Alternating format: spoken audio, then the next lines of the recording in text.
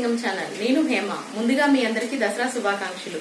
ఇవాళ మార్నింగే నేను మా పుట్టింటికి వచ్చాను. ఇవాళ మన దసరా వ్లాగ్ అనేది నేను ఎలా సెలబ్రేట్ చేసుకుంటున్నానో చూద్దాం. ఇవాళ మా దసరా స్పెషల్ వచ్చేసి నాటుకోడి బిర్యానీ. అది మా మమ్మీ చాలా బాగా చేస్తుంది. అది రెసిపీ మీకు క్లియర్ గా చూపిస్తాను.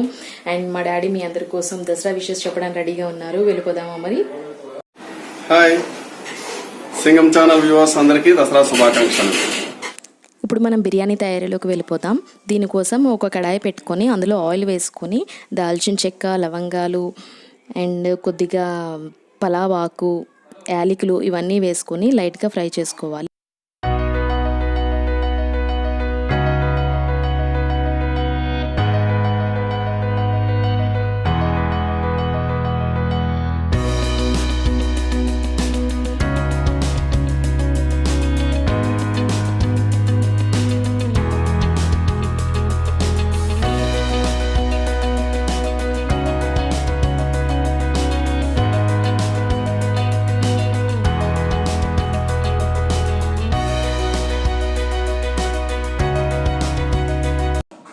వీటిలోనే ఆనియన్స్ కొంచెం పెద్దగా కట్ చేసుకొని అవి కూడా వేసుకుంది.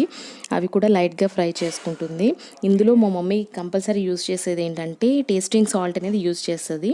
దానివల్ల మనకి టేస్ట్ చాలా బాగా వస్తుందని మీరు కూడా ట్రై చేయవచ్చు. అండ్ ఇందులో సన్నగా తరిగి పెట్టుకున్న పచ్చిమిర్చి వేసుకుంటుంది, కరివేపాకు,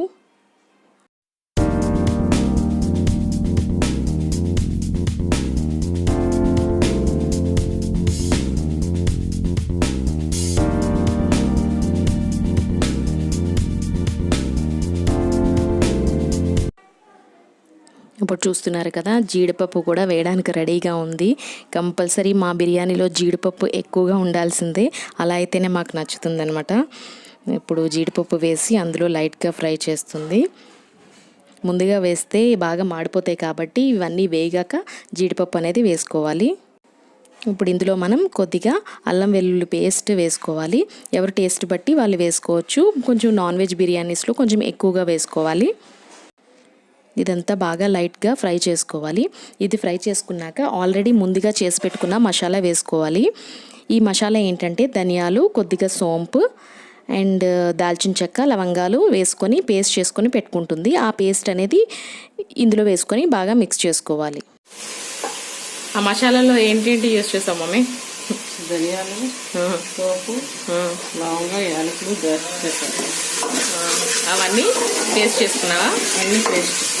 ఇప్పుడు ఏం చేస్తున్నావు నువ్వు? ఇవన్నీ వేసి వేసుకున్నాను. ఏం బిర్యానీ? నాటుకోడి బిర్యానీ.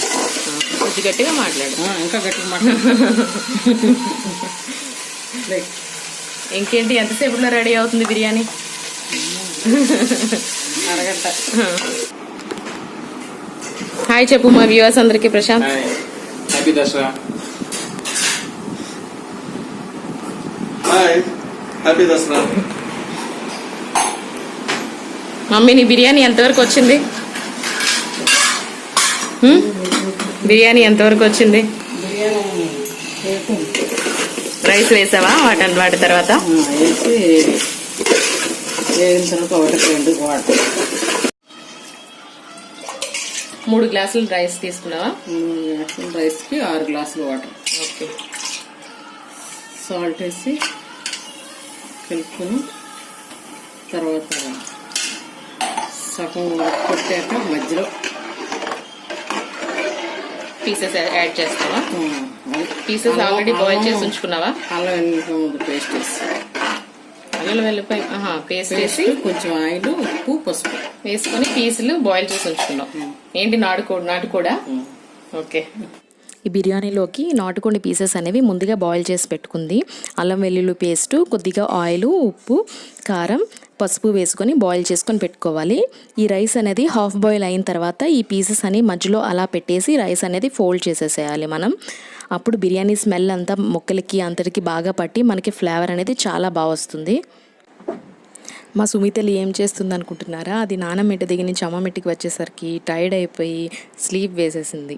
అందుకే నాకు ఈ వ్లాగ్ చేయడం కూడా చాలా ఈజీ అయింది. చూస్తున్నారా ఎలా పడుకుని పోయిందో ఉయ్యాల్లోని. ఇప్పుడు ఇవాళ మా ఐటమ్స్ ఏంటో మీకు చూపిస్తాను. మటన్ కర్రీ, గారెలు, నాటుకోడి పులుసు, రైతా అండ్ మనం నాటుకోడి బిర్యానీ చేసుకున్నాం కదా, ఇప్పుడు అది రెడీ అయిపోయింది. అది చూపిస్తాను మీకు. చాలా టేస్ట్ చాలా బాగా వచ్చింది.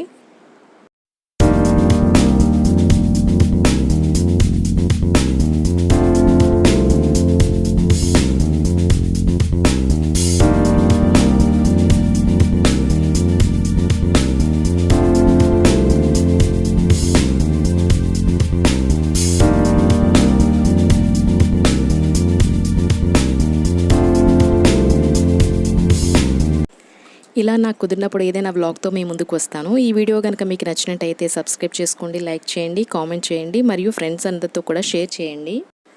వన్స్ అగైన్ మీ అందరికీ దసరా శుభాకాంక్షలు. మీరు కూడా మీ దసరా చాలా బాగా ఎంజాయ్ చేశారనుకుంటున్నాను.